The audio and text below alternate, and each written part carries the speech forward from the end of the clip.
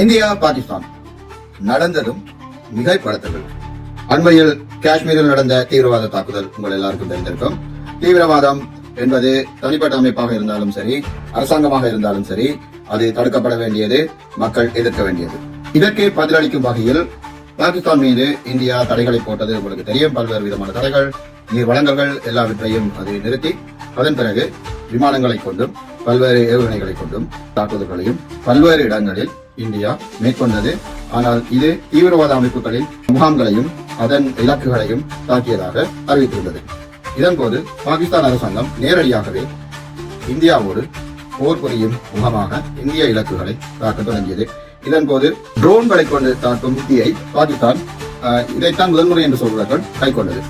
இப்படியாகத்தான் இந்த யுத்தம் இடைவெளி விட்டுவிட்டு போர் நிறுத்தம் என்று அறிவிக்கப்பட்டு டொனால்ட் ட்ரம்ப் அவர் உலகிலுள்ள அவ்வளவு யுத்தங்களை நிறுத்திய பின் இந்திய பாகிஸ்தான் யுத்தத்தை நிறுத்துமாறு கோரிக்கை விடுத்திருந்தார்.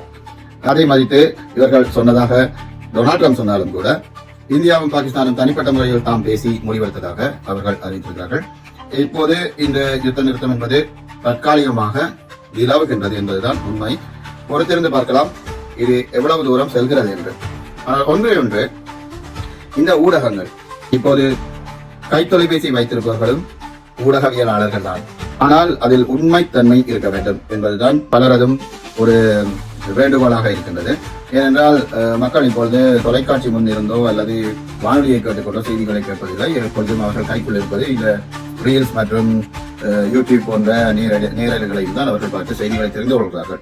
அதனால் அனைவரதும் தார்மீக கடமை உண்மை செய்தியை மட்டும் வெளியே சொல்வது, போலி செய்திகளை பரப்புவது, மற்றது கட்சி பிரித்துக் கொண்டு இவருக்கு ஆதரவு என்று சொல்லிக்கொண்டு உங்களுக்குள் அடிபடுவது, இப்படி பலவிதமான முட்டாள்தனமான செயல்களை ஊடகங்களும் செய்யக்கூடாது. ஊடகத்தில் நேரலையை பார்த்துக் கொண்டிருக்கும் பார்வையாளர்களும் செய்யக்கூடாது. அப்படி உங்களுக்கு ஆதரவு கொடுக்க வேண்டும் என்று விரும்பினால் இரு தரப்பினரும் அந்தந்த யுத்த காலத்திற்கு சென்று அங்கு பங்கு கொள்வது சிறப்பாக இருக்கும். இதைவிட பெரிய நகைச்சுவை என்னவென்றால் இலங்கையில் இருந்து கொண்டு சில பேர் சம்பந்தமில்லாத அந்த நாட்டுக்கும் இந்த நாட்டுக்கும் ஆதரவு தெரிவித்துக் கொண்டு அவர்களுக்குள் அடிபட்டுக் கொண்டு இருக்கிறார்கள். இவர்கள் சிறு பிள்ளைத்தனமாக நடந்து கொள்கிறார்கள். உங்களுக்கு ஒரு பிரச்சனை உள்நாட்டில் வருமாக இருந்தால் இலங்கையில் இருக்கும் சிறுபான்மையினரைத்தான் நான் சொல்கிறேன். உங்களுக்கு ஒரு பிரச்சனை வந்தால் எந்த நாடும் உங்களுக்கு வந்து கை கொடுக்க போவதில்லை. உங்களுக்கு உங்கள் பாதுகாப்பு உங்கள் கைகளில் தான் இருக்கிறது. உங்கள் வேலைகளை, உங்கள் அன்றாட விஷயங்களை மட்டும் நீங்கள் பார்த்துக் கொண்டிருந்தால் உங்கள் வாழ்க்கை சிறப்பாக இருக்கும் என்று நம்புகிறேன்.